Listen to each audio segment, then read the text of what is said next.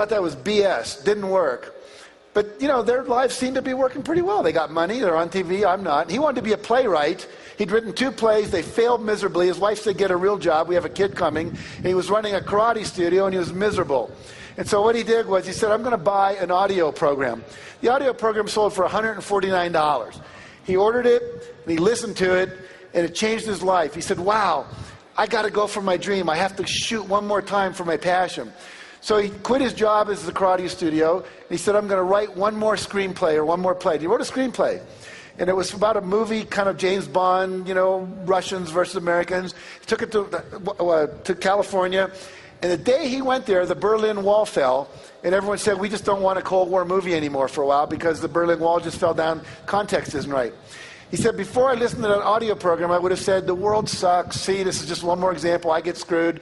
He said, but the truth is, I realized I had just made a decision where I picked a topic that wasn't timeless, and then I said, okay, what's a timeless topic that nothing that changes in the world can change it? And he said, love, love, love. Everyone loves love. Doesn't matter what happens in the world about love. Then he said, what's the typical love story? Boy meets girl, there's some problem. You know, Romeo and Juliet, 2 different warring families, can't get together. West Side Story, 2 different gangs, can't get together. Look who's coming to dinner, black guy, white woman. And we can go down a list. There's always this thing, you got to get through it. Finally, they get together, end of story, everyone's happy. He said, what if I do something totally different? What if they don't meet until the last scene of the movie? That's never been done. So he wrote a little screenplay called Sleepless in Seattle. And that screenplay earned him $500,000. And now every screenplay he writes is worth $1 million. Because he's now a Class A, you know, top-tier screenwriter in LA. And what happened was one audio program that changed his life forever. $149 investment turned into $500,000. So success principle number 9 is you got to learn more to earn more. Rhonda Byrne, who did The Secret, her life was miserable. Her daughter came to her and gave her a book. It was called The Science of Getting Rich by Wallace Wattles. How many of you have read that book? You'll hear Bob Proctor talk about that tremendously tomorrow. It's the book that changed his life. It's a book that later I read after Think and Grow Rich and other books that changed my life. She reads this book. She gets so excited about it. She says, why doesn't everyone know this? She goes out and she bought 300 books over the course of about 4 months. She read 300 books on law of attraction, science of success. Her investment was probably close to $1,000. Maybe more, a couple thousand, $3,000. Now she goes and she makes a movie called The Secret, and what happens is that movie costs $3 million to make. They've sold over 3 million copies. They've made $90 million based on her willingness to become a student, to learn more, and as a result of that, a producer who was, you know, okay in Australia, now has a home about a block from Oprah, is working on a second movie, is working with Harpo Productions to create a reality show on The Secret, because she was willing to invest in her growth. Here's somebody who read my book. Look at all the little tabs in there. They've studied it more than I did. It's amazing. We've talked about a couple of principles of success. It's just the tip of the iceberg. So, final story. Woman calls her minister. Says, Reverend Jim, I just came back from the hospital and they've diagnosed me with terminal cancer. I wonder if you could come over this afternoon. He says, sure, of course, Aunt Hattie, I'll come over. Goes over to her house. He tries to comfort her. She says, don't comfort me. I'm fine. I don't understand healing.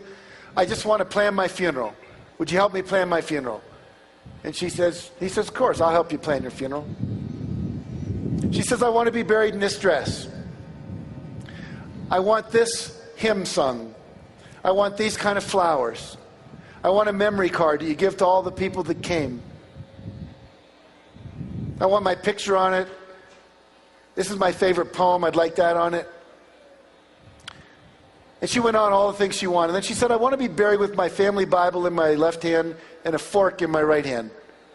He says, well, I understand the Bible, and Hattie, you're a very religious person, but why the fork? He says, whenever we have a church social and are coming by to collect the plates after we've had a dinner down in the basement of the church, whenever there's going to be a really great dessert, something like apple pie or cherry pie or peach cobbler or chocolate cake, they always say, keep your fork. And whenever they say, keep your fork, I know we're going to have a really great dessert. So they're going to come by my casket and they're going to look in. And they're going to go, Reverend Jim, I understand the Bible. Aunt Hattie was very religious, but why the fork? Just look him in the eye and say, Aunt Hattie knew the best was still yet to come.